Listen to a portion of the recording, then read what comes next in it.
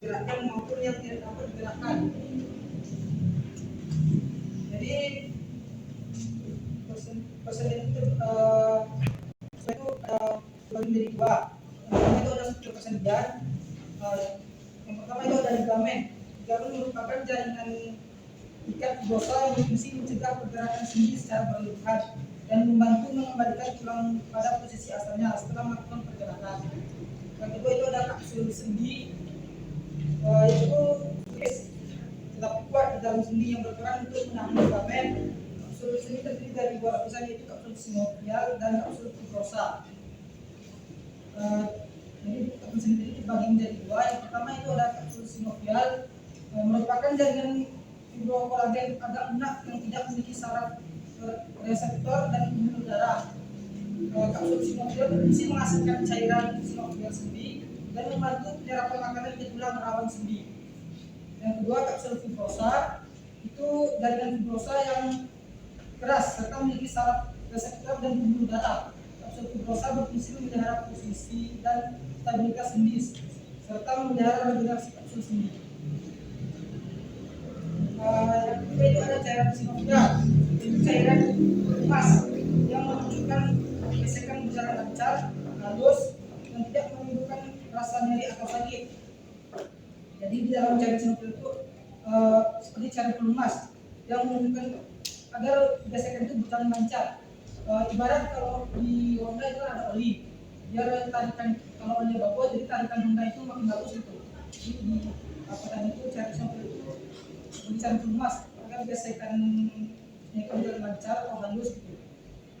Yang keempat itu ada tulang rawan hialin, yaitu terdapat di bagian ujung tulang. Tulang rawan hialin berwarna agak bening, kebiruan dan mengilap. Tulang rawan hialin berfungsi sebagai bantalan sendi agar tidak miring saat bergerak. Jadi seperti bantalan, ada bantalan itu tidak miring saat bergerak. Nah, kemudian ada tipe persendian. Jadi berdasarkan strukturnya tipe persendian itu terbagi menjadi tiga. Yang pertama itu ada persendian fibrosa, yaitu persendian yang tidak memiliki rongga sendi dan diperkokoh oleh jaringan ikat fibrosa. Yang kedua, persendian cartilago, merupakan persendian yang tidak memiliki rongga sendi dan diperkokoh oleh jaringan cartilago atau tulang rawan. Yang terakhir, yang ketiga, ada persendian sinovial, merupakan persendian yang memiliki rongga sendi dan diperkokoh oleh jaringan ikat ligamen dan kapsul sendi. Jadi kemudian sendi itu berdasarkan gerakannya terbagi lagi. Yang pertama itu ada sendi spinal process atau sendi mati. Ialah sendi yang tidak dapat digerakkan. Jadi tidak sendi mati tidak dapat digerakkan, tidak memiliki celah sendi dan dihubungkan dengan jaringan ikat fibrosa atau cartilago. Terbagi lagi dia itu menjadi dua. Yang pertama spinal process fibrosis, merupakan sendi yang dihubungkan dengan jaringan ikat fibrosa yang berbentuk serabut yang mengalami penurunan. Contoh itu ada sendi pada tulang tengkorak dan hubungan antara tulang tengkorak disebut sutural. Yang kedua, synarthrosis synchromatosis, merupakan sendi yang dihubungkan dengan jaringan tulang rawan atau cartilago hialin. Contohnya itu lempeng sementara yang terletak di antara epiphysis dan diaphysis pada tulang panjang anak-anak setelah chondrosis. Yang kedua itu ada sendi ambiarthrosis, merupakan sendi dengan pergerakan terbatas akibat tekanan. Jenis-jenis sendi ambiarthrosis itu terbagi lagi menjadi tiga. Yang pertama itu ada sendi ischias, merupakan sendi yang dihubungkan oleh cartilago atau tulang rawan serabut. Contoh itu sendi antar tulang belakang, sendi ischias atau tulang kemaluan. Yang kedua itu ada sendi lemosis, merupakan sendi yang dihubungkan oleh jaringan ikat serabut dan ligamen. Contoh itu ada sendi antar tulang betis, fibula dan tulang kering. Yang ketiga ada bronkosis, sendi pada tulang yang berbentuk kerucut yang masuk dalam kantong tulang.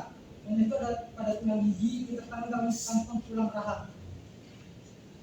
Yang ketiga itu ada sendi diarthrosis, sendi sinovial, merupakan sendi yang dapat bergerak bebas. Sendi itu terus digerakkan lagi menjadi ada 6. Yang pertama itu ada sendi engsel atau sendi berporos satu, bergerak ke satu arah seperti pintu dan memiliki dua ujung tulang berbentuk engsel dan berporos satu. Nah, contohnya itu ada pada sendi pada siku, lutut, kaki dan ruas antar jari. Yang kedua ada sendi peluru. Sendi peluru itu memiliki gerakan bebas ke segala arah. Ujung tulang itu dia berbentuk lekuk dan bongkol serta berporos 3. Nah, contohnya itu ada gelang panggul dan tulang paha. Yang ketiga itu ada sendi pelana atau sendi timbal balik. Itu bergerak bebas seperti gerakan orang yang mengendarai kuda dan berporos 2. Contohnya itu sendi antara tulang pergelangan tangan dan telapak tangan pada ibu jari. Yang keempat ada sendi putar. Sendi putar itu bergerak dengan pola sendi satu poros. Nah, contoh itu ada sendi antara tulang hasta dan pemumpil serta sendi tulang keras pada tulang tengkorak. Yang kelima itu ada sendi pucuk atau sendi geser yang memiliki gerakan menggeser dan tidak berporos. Nah, memiliki ujung tulang yang agak rata. Nah, contohnya itu ada sendi antara tulang pergelangan tangan, antara tulang pergelangan kaki, dan antara tulang selangkah dan tulang belikat. Yang keenam itu ada sendi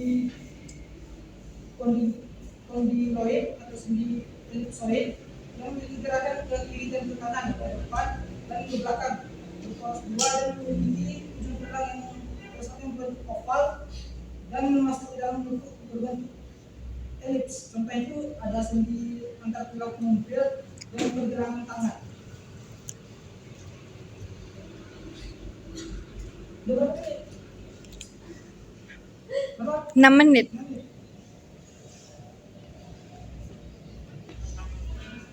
Nah, lanjut kita masuk ke otot rangka. Jadi otot rangka itu merupakan otot yang melekat pada tulang dan bergerak bebas secara aktif.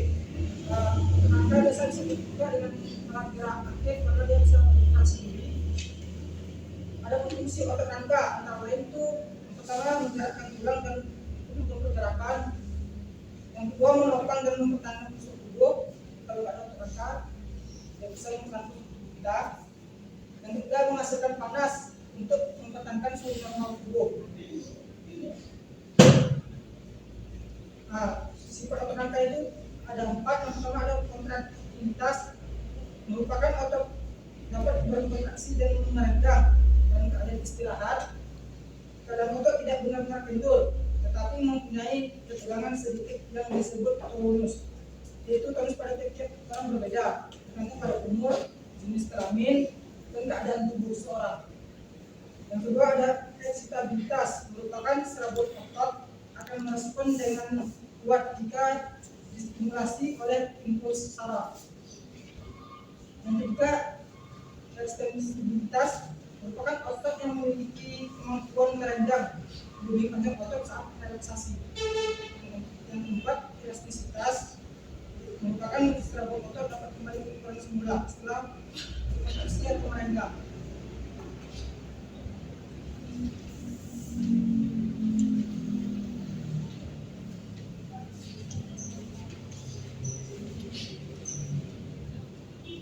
Kemudian masuk ke gangguan pada sistem gerak. Jadi yang pertama itu ada gangguan pada tulang. Nah, gangguan pada tulang itu yang pertama itu ada fraktur atau patah tulang. Jadi biasanya kan ada patah tulang kan, kan? Ada di sini pernah patah tulang. Pernah? Orang saya pernah patah tulang di sini. Pas main bola jatuh, di sini patah tulang. Langsung operasi.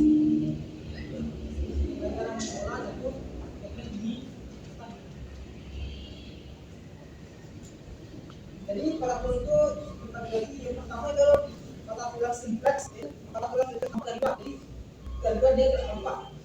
Nah, coba kasih pada abang saya tadi, nampak dari cuma dari dalam belakang patah.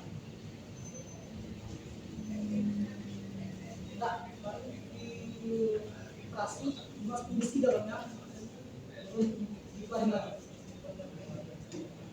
Yang kedua ada patah tulang kompleks.